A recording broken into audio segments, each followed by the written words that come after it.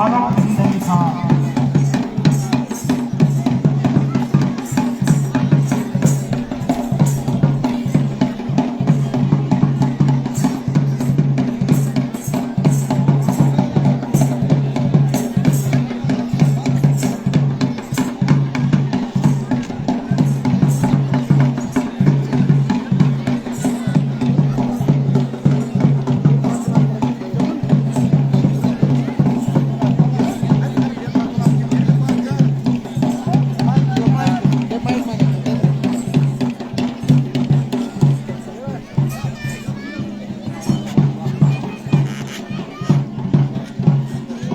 और ये भीषण युद्ध निरंतर चलता रहता है और अभिमन्यु तो थक ही नहीं रहे हैं और योद्धा चकित है।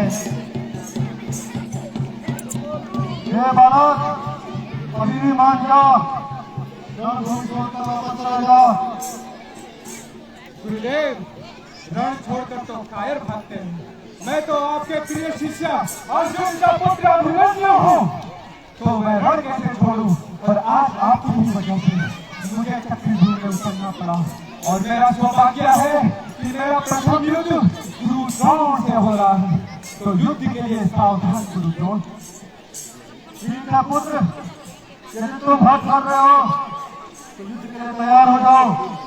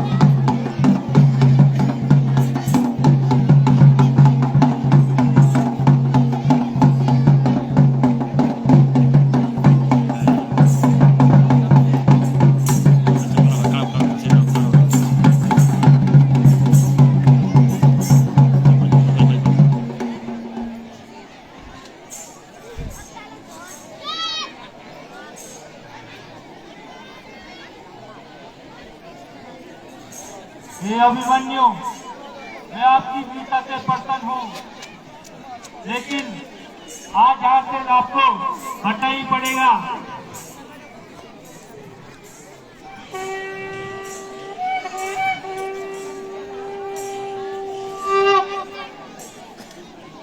हे अभिमन्यु, यहाँ तो मैं दोबारा समझाता हूँ। आप अभी एक बालक हो और एक रणभूमि है।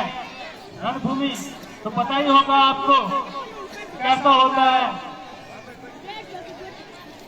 और कर्ण के साथ अब अभिमन्यु का सामना है और कर्ण तो अर्जुन जैसा ही वीर है। अब देखते हैं कि दोनों वीरों में से कौन सा वीर श्रेष्ठ बनता है आज के लिए। दुर्योधन की चापलूसी करने वाले, अधर्म के खातिर पेट के खातिर अधर्म का साथ देने वाले सूत पुत्र कर्ण, मैं कोई कायर नहीं हूँ।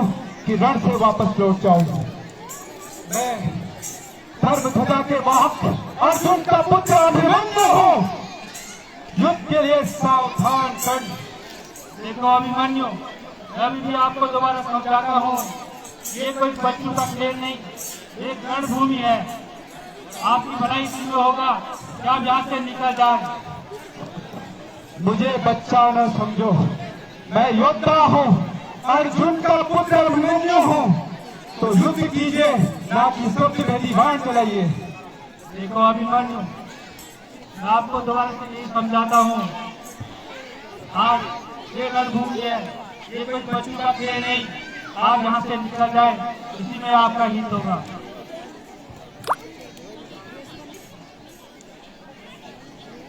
फूल हो उस डाल का, फूल हो उस डाल का जिससे महकती वीरता, फूल हो उस डाल का जिससे महकती वीरता। चेहरे पे तेज है, इसको ना समझो गंभीरता। फल लगा है पेड़ पे, अरे फल लगा है पेड़ पे तो कच्चा ना समझो। रण में आया हूँ योद्धा बन के, बच्चा ना समझो।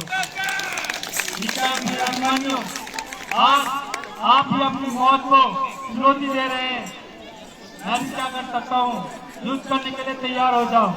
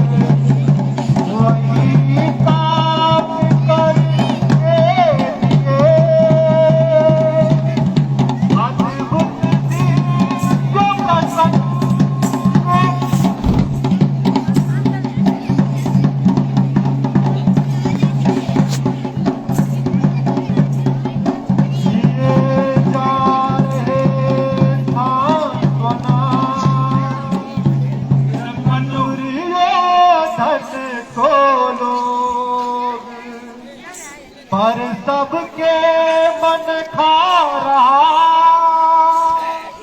भय का भी अभिमन्यु, आपकी वीरता से प्रसन्न हो, लेकिन अभी भी आपकी हिस्से में है। आज हाथ से निकल जाओ। वीर योद्धा रण नहीं छोड़ते कर्ण, युद्ध कीजिए। मुझे या तो फिर मुझे आगे बढ़ने दीजिए, मेरे मार्ग में रुक ना बने। देखो अभिमन्यु, आपकी एक बात है, बात के सामने तो बड़े बड़े भी झुक जाते हैं।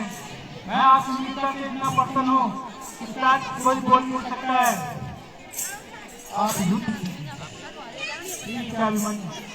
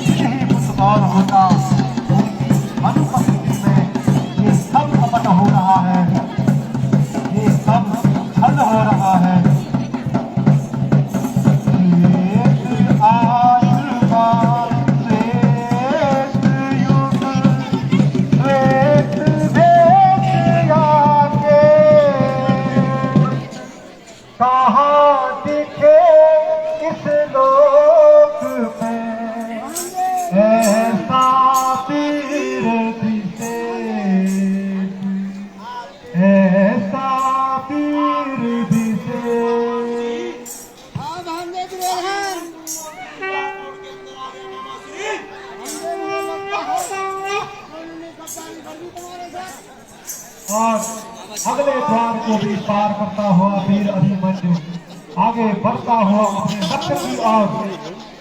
और दुर्योधन, शकुनी, दुशासन सब व्यतीत है, एक दूसरे से पूछ रहे हैं कि ये क्या हो रहा है।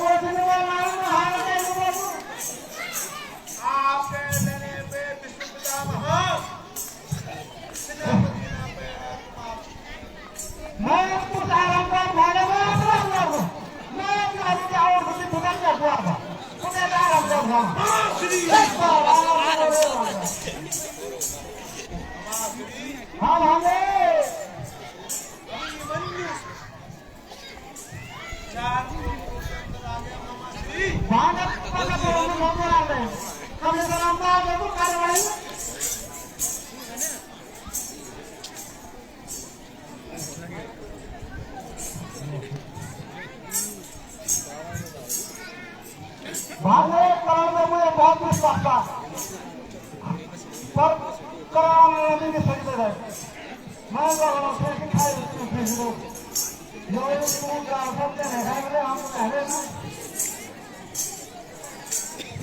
हम पढ़ा रहे थे तो उसे में बैठा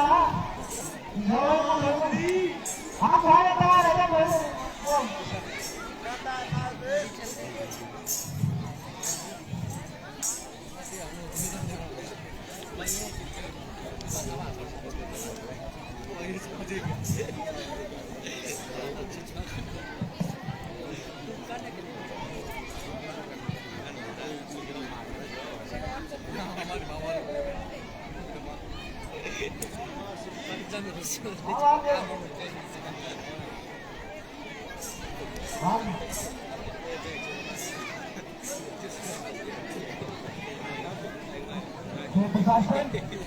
मुझे देखकर मेरा खून खौल उठता है।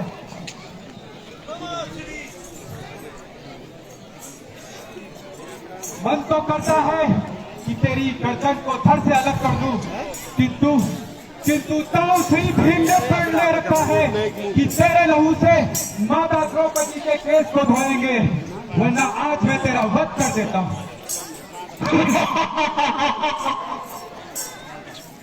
पुत्र अभिमन्यु, ये तेरे रणभूमि है, ये कोई क्रीड़ा का खेल का मैदान नहीं है जहां पर दुशासन के साथ युद्ध करे। इसलिए है पुत्र अभिमन्यु, तू घर जा और तू सी करके अपने 6 पार्टियों के साथ खेलता रहा, घुड़सवारी कर पुत्र अभिमन्यु। ये युद्ध का मैदान है, या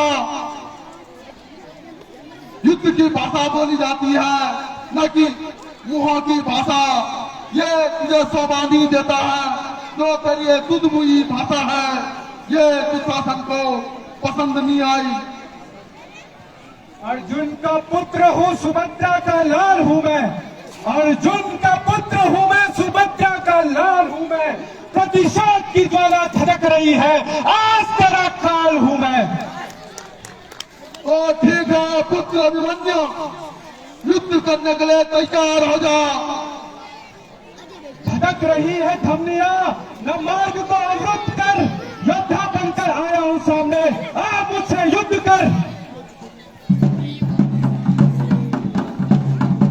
और इस तरह से अगले द्वार पर दुशासन से युद्ध करता हुआ वीर दुर्योधन ने हमेशा अपने अनुज को छल और कपट ही सिखाया, जिसके फलस्वरूप आपके समक्ष ये साक्ष्य है।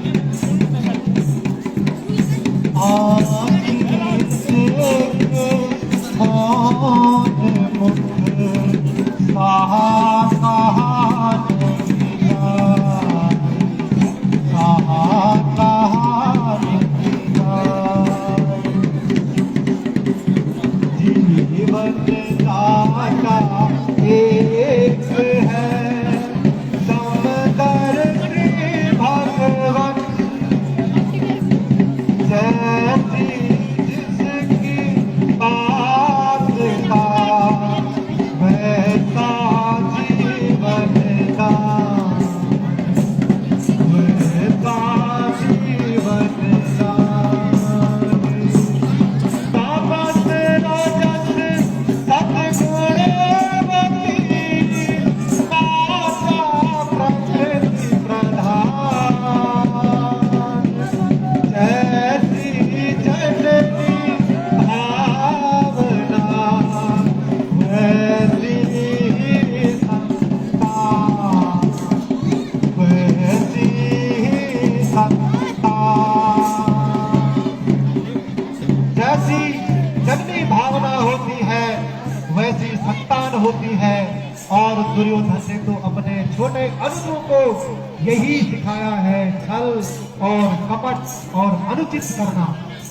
पुत्र अभिमन्यु, आज तक कितने बलशाली योद्धा के साथ हमारा कभी युद्ध नहीं हुआ, न रण हुआ।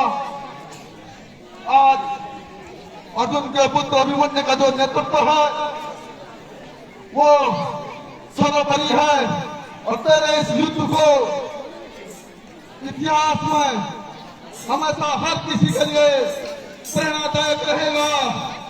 आज तक न अभिमन्यु के अलावा कोई ऐसा रण लड़ नहीं सकता है।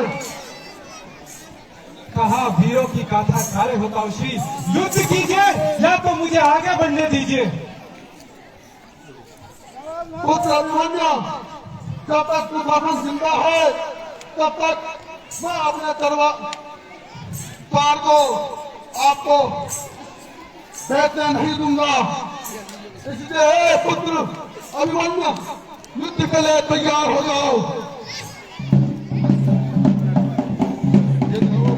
और जिस तरह से अगले द्वार पर युद्ध करता हुआ वीर पुत्र वीर अभिमन्यु निरंतर अपने लक्ष्य की ओर बढ़ रहा है। धर्म क्षेत्र कुरुक्षेत्र में कायर कोई नहीं है,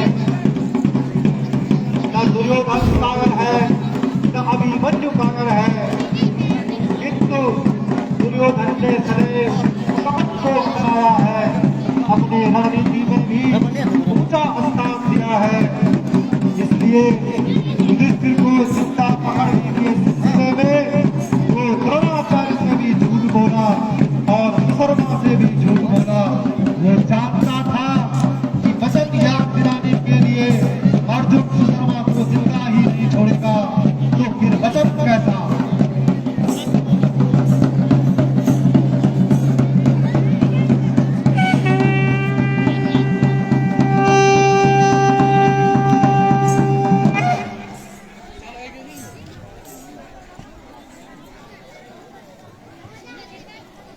प्रणाम गुरुदेव। कल्याण हो परपोत्र। बहुत ही प्रसन्नता हुई कि आप इस प्रकार के योद्धा हैं। और इससे भी ज्यादा प्रसन्नता ये हुई कि आप सर्वश्रेष्ठ धनुर्धर अर्जुन के पुत्र हो। किंतु पुत्र, मैं धर्म के मार्ग पर अडिग हूँ, मुझे युद्ध करना ही होगा, अन्यथा आप वापस चले जाएं। गुरुदेव, आप युद्ध कीजिए, मुझे बच्चा ना समझे। आपका जो धर्म है आप अपना धर्म निभाइए। आज पिताश्री अर्जुन मौजूद नहीं थे, इसलिए मुझे इस चक्रव्यूह में उतरना पड़ा। आप युद्ध कीजिए। बहुत इस प्रकार के हट मत करो। आप जानते हो कि यह चक्रव्यूह गुरु द्रोणाचार्य के द्वारा रचित है। इस चक्रव्यूह के भेदन के लिए मात्र 2 ही लोग इसका भेदन कर सकते हैं। हे गुरुदेव, मैंने चक्रव्यूह को तोड़ने की विद्या माँ के कोख से सीखी है, तो आप युद्ध कीजिए, अन्यथा मुझे आगे जाने दीजिए। और पुत्र, आप अब हट कर रहे हो। नहीं गुरुदेव, ये हट नहीं है। आज पांडवों के लाज की बात है, मुझे यह द्वंद्व करना होगा। अगर तुम्हारे अंदर यही भावना भरी हुई है पुत्र, तो युद्ध के लिए तैयार हो जा। अन्यथा अभी भी एक समय देता हूँ तेरे को, वापस चले जा पुत्र। नहीं गुरुदेव, वापस कायर जाते हैं, वीर योद्धा नहीं, युद्ध के लिए तैयार हो जाए गुरुदेव। और आप हमें अब धर्म के मार्ग से अलग कर रहे हैं पुत्र। नहीं गुरुदेव, आप अपना धर्म निभाइए और मैं अपना कर्तव्य। मत मत कर बालक, वापस चले जा अभी भी।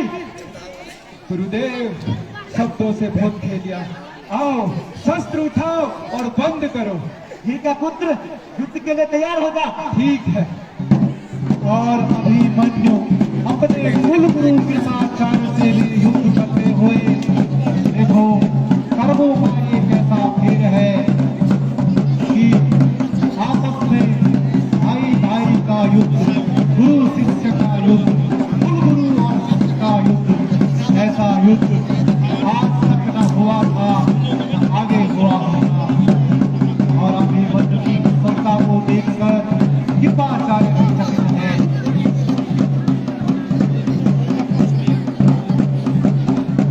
गुरुकुल के सरदार के साथ, गुरुकुल के श्रेष्ठों के साथ युद्ध करता हुआ वीर अभिमन्यु।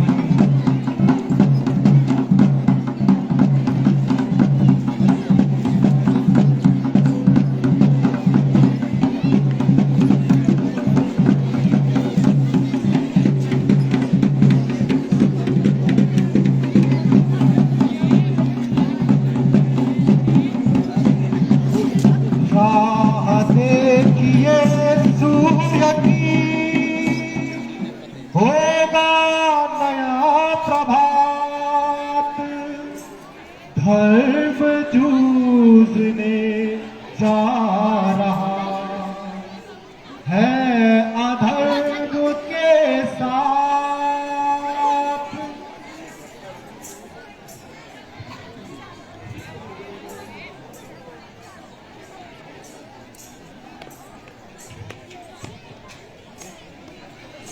रुद्र अभिमन्यु, आपकी संग्रह सुना कर मुद्दा देख के बहुत प्रसन्नता हुई।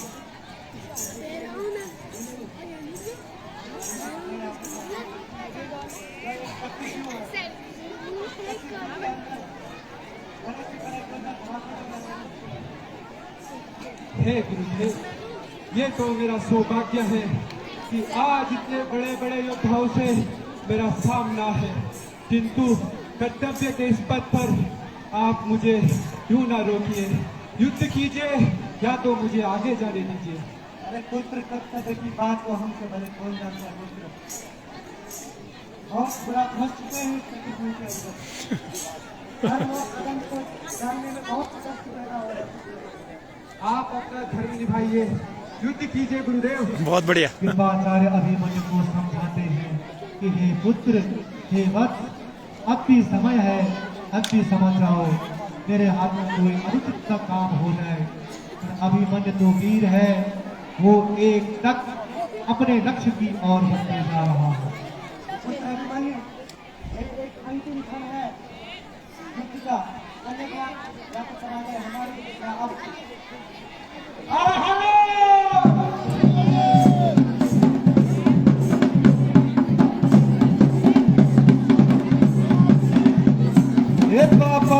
हुए आगे युद्ध करो करो, युद्ध करो एक बापर मातर व्याख्या भगवान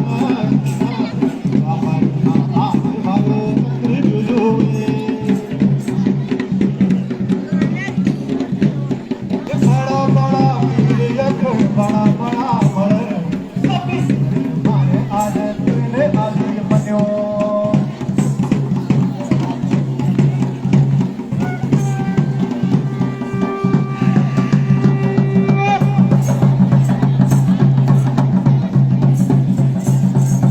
आज धराशायी हुए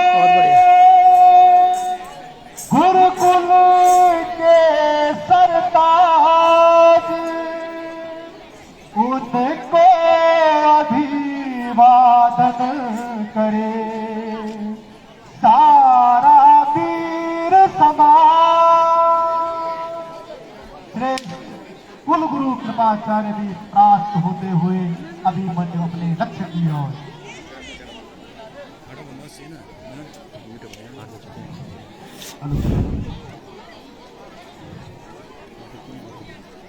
सावधान अश्वत्थामा।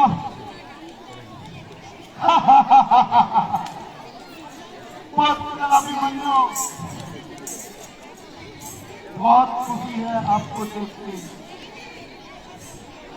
आप 4 द्वार छोड़ के 5वें द्वार पे आ गए हैं। लेकिन आपको अभी पता नहीं है, वीर अश्वत्थामा पंचम द्वार पे खड़ा है। मैं तो आपको अभी यही बोलता हूँ, ये कोई आपकी खेल भूमि नहीं है, ये युद्ध का मैदान है। आप अभी बच्चे हो, जाओ अपने माता पिता के साथ रहो, युद्ध के मैदान में मत आओ। मुझे बच्चा समझने की भूल न करो। गुरु द्रोण पुत्र अश्वत्थामा, या तो युद्ध करो या तो मुझे आगे जाने दो। शत्रुओं को भेजने की आया हूँ। आपके पिता द्वारा निर्मित शत्रुओं को दौड़ के जाऊंगा, इसलिए मार्ग में अवरुद्ध ना करो। युद्ध करो, युद्ध करो। मैं अभी भी आपको समझा रहा हूँ, ये आप चाहिए, युद्ध ना कीजिए। आप अभी बालक हो, मुझे भारत की इतनी इच्छा है तो आइए रणभूमि में युद्ध करिए। ठीक है, युद्ध के लिए सावधान अश्वत्थामा। मुझे तुमसे पूरा करना है।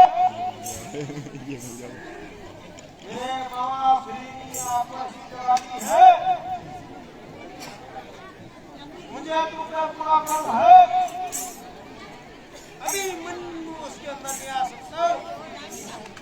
मुझे खुशी है कि मेरे साथ हो।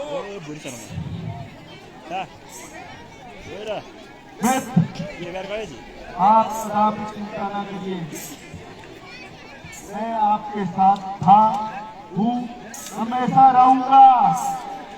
लेकिन मैं भी देखता हूँ इस बालक में कितनी शक्ति है। पंचम द्वार तोड़ के अंदर जाएगा। ये बालक युद्ध के लिए तैयार होता। ठीक है, और ये युद्ध आगे बढ़ता हुआ एक वीर जब दूसरे वीर को देता है तो वे वीर होता है।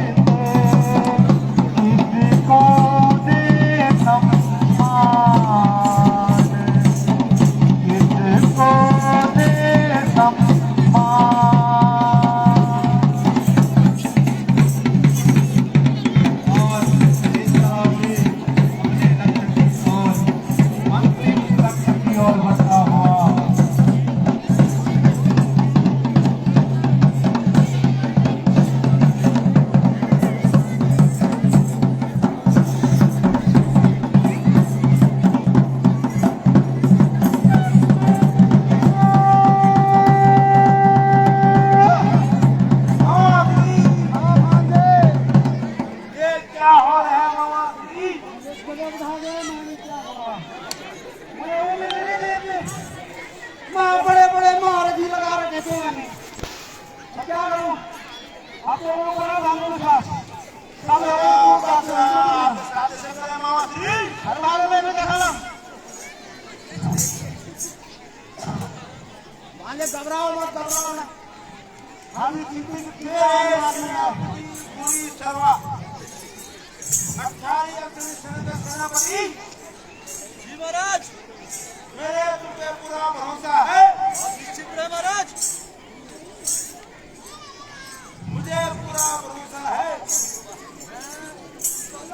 नहीं आने दूंगा महाराज। हाँ, टांग खरीदे देगी।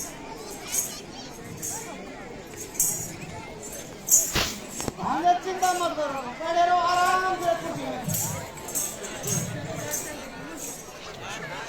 और ये युद्ध की ओर शुरुआत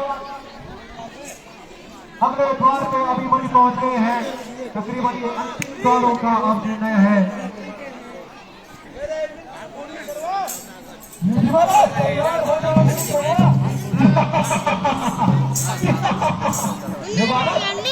मुझे अभी चेतावनी दे रहा हूँ, चला जाए यहाँ से। इस महारथी को हराना नामुमकिन है। चलो शस्त्रों से बात करते हैं, कौन किसे हराता है। हे बालक, क्यों इस मौत के मुंह में आ रहा है? आज तुम्हें मारा जाएगा। श्री शर्मा, तुम युद्ध करो, निर्णय से पहले ही ना पूछो। ठीक है।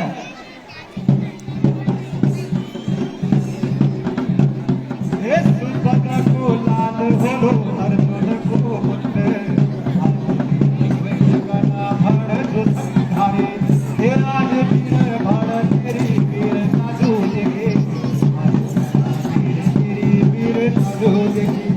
बड़ा बड़ा वीर भड़ आज बड़ना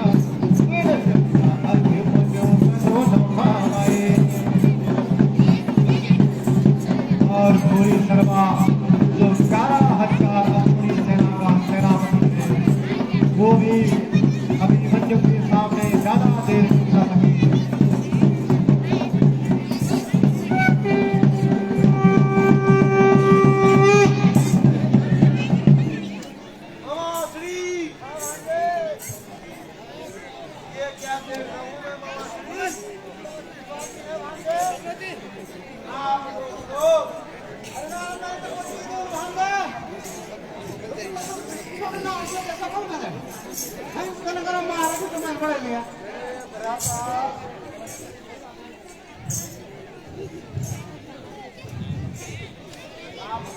और ये युद्ध अंतिम क्षणों की ओर है।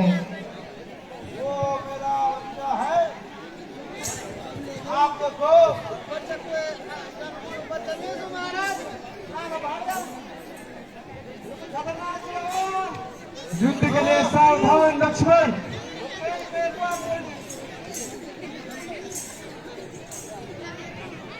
और अभी हमें 250 रुपया सरकार मंगना है द्वारा उसके सपने को सहयोग सरकार को मैं भगवान का प्रार्थना करूंगा कि इनके घर का नेतृत्व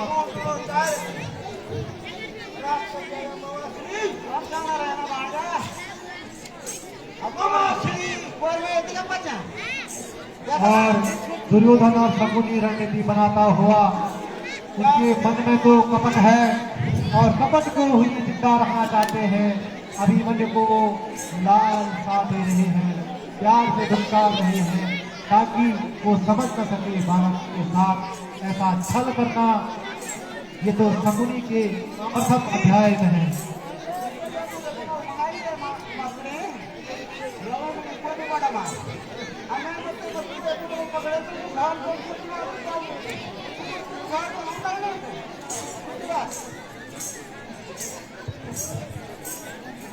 युद्ध के लिए सावधान लक्ष्मण।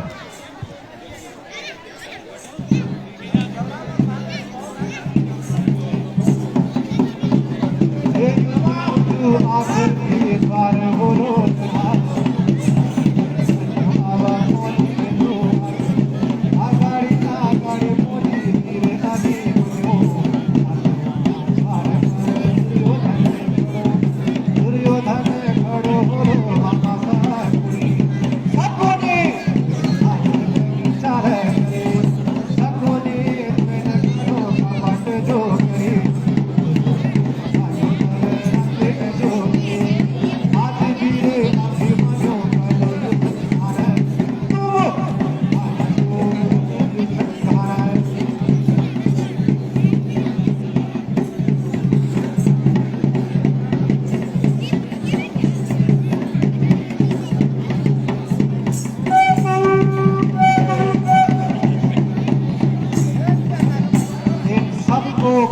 करता हुआ अभिमन्यु अब सीधे दुर्योधन के समक्ष खड़ा है।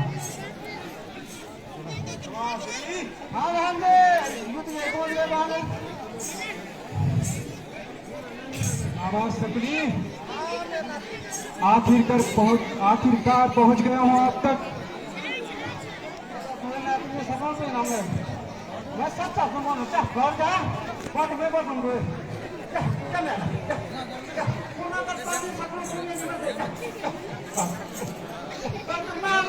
नावाश्री क्या कायरों की भांति बात करते हो? 1.5-4 तो चलते हो।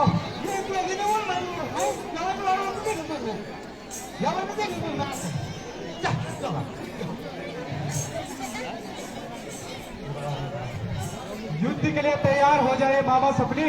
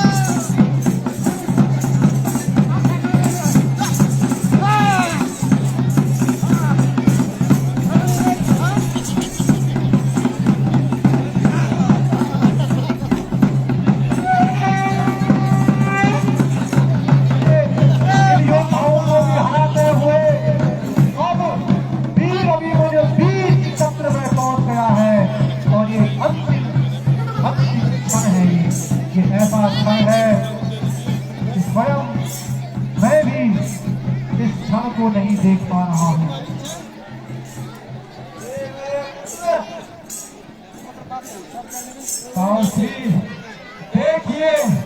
देखिए मैंने आपके वीर महारथियों को हराकर मैं आपके दावेदार पर पहुंच गया हूं। मुझे इतनी खुशी है।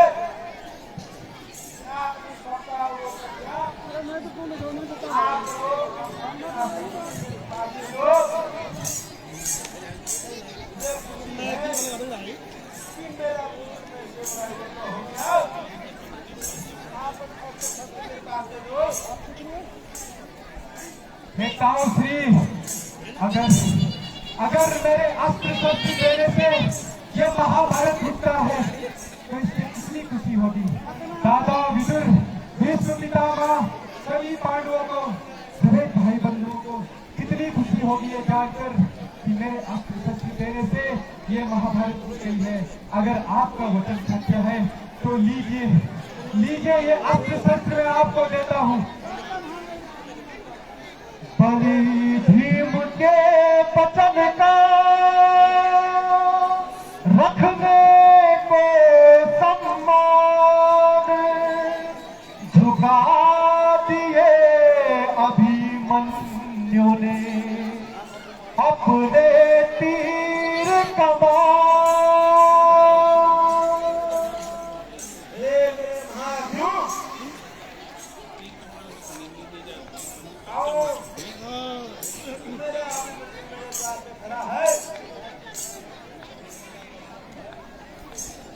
और ये दुर्योधन की चाल उसकी कपटता सब समझ गए हैं और उसने सारे योद्धाओं को निमंत्रण दे दिया है कि एक साथ इस वीर को वीर गति की ओर ले जाओ और एक साथ सब युद्ध करते हुए वीर अभिमन्यु के साथ आओ मेरा तो साथ लेके आओ। ये क्या बात हुई? आपने तो छल से मेरे धनुष और बाण मुझसे छीन लिए हैं। अगर आप युद्ध चाहते हैं तो मेरे शस्त्र मुझे लौटा दीजिए।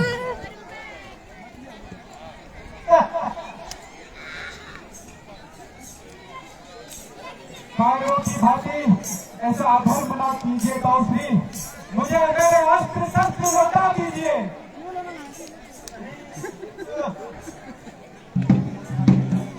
और ये सबने घेर मिलकर अभिमन्यु को एक साथ योद्धाओं द्वारा अभिमन्यु को घेर कर युद्ध करना।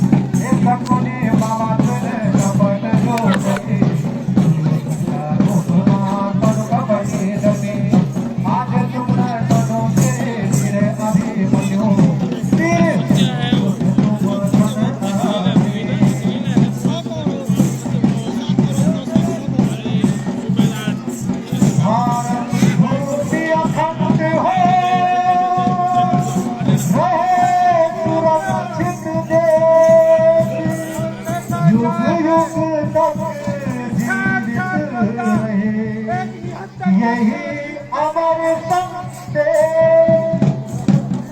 हे गुरुद्रोण, ये क्या आपकी युद्ध नीति है कि साथ साथ योद्धा एक वीर योद्धा के साथ निहत्थे युद्ध कर रहे हैं। छल से इन्होंने मेरे अस्त्र शस्त्र मुझसे छीन लिए और कायरों की बातें मुझ पर वार किए जा रहे हैं। हे गुरुद्रोण,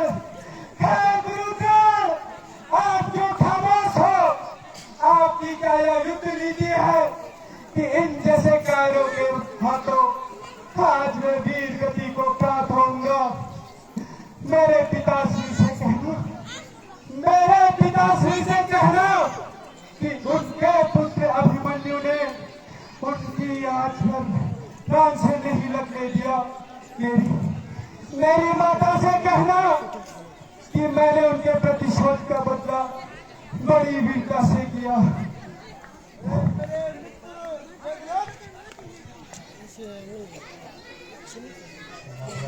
और सारे एक साथ अभिमन्यु के ऊपर लड़ते हुए